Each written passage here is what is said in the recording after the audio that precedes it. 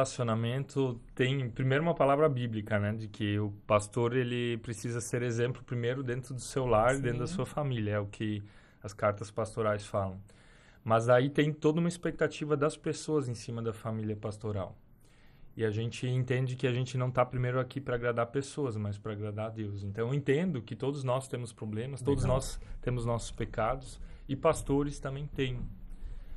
Porque eles também são pessoas. São seres humanos, né? São seres humanos como qualquer outro. Exatamente. Há alguns anos atrás, a gente nem questionava esse tipo de coisa, né? Hoje as pessoas já têm um pouco mais de humanidade, já olham para os pastores, para as lideranças, com uma certa humanidade, entendendo que são seres humanos. Mas eu sou filha de pastor, né? É filha de pastor? Sim, sou filha de pastor. Então, eu sei bem como é o desafio.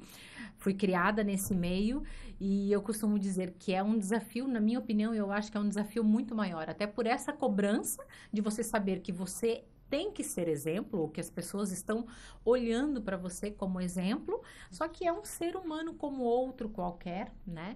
É como um médico, você cuida da saúde dos outros, mas a tua saúde também tem que estar em dia, porque as pessoas se espelham em você. Então, querendo ou não, é um peso também um pouco maior, né?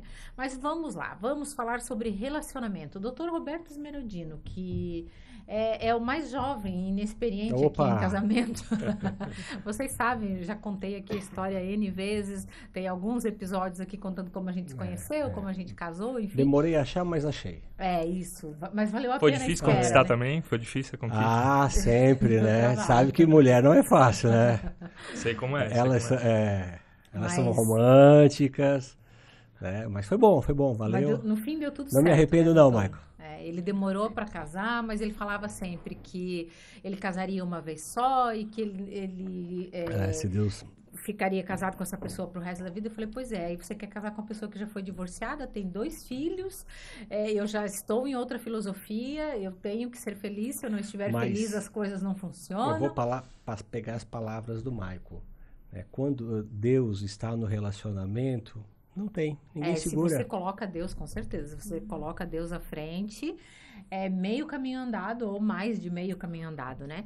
Mas por que, vocês que trabalham com relacionamento, por que é tão difícil a arte de relacionar-se entre homem e mulher? Por que o casamento é aquela velha piada, né? Quem tá fora quer entrar, quem tá dentro quer sair. Você não quer sair, né, amor?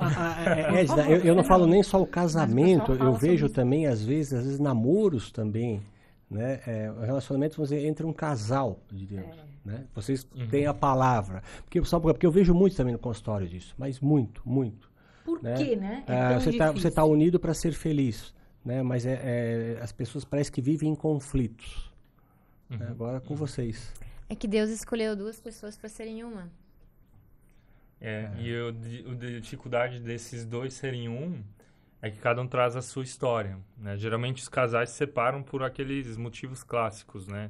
Falta de sexo, questões financeiras, eles brigam demais, os pais se metendo bedelho onde não devem meter, interferências externas e tal. Mas tem uma frase que a gente gosta muito, que é de um psicólogo norte-americano, ele se chama Kurt Thompson, e ele diz assim: 80% dos problemas de casamento não tem a ver com o meu cônjuge, mas com a minha história de vida antes de eu conhecer o meu cônjuge, antes de sermos esse um só.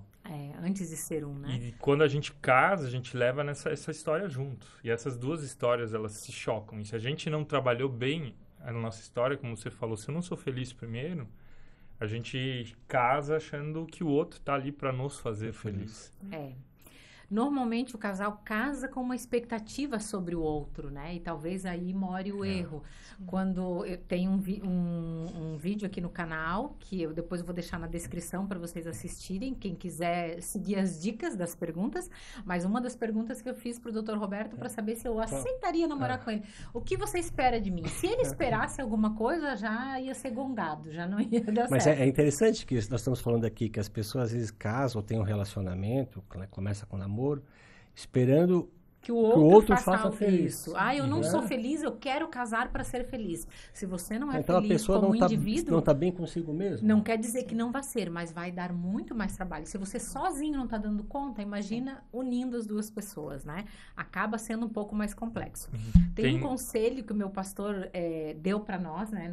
Ele falou no nosso casamento, e eu sempre cito aqui para o pessoal de casa. Ele fez uma comparação, Michael.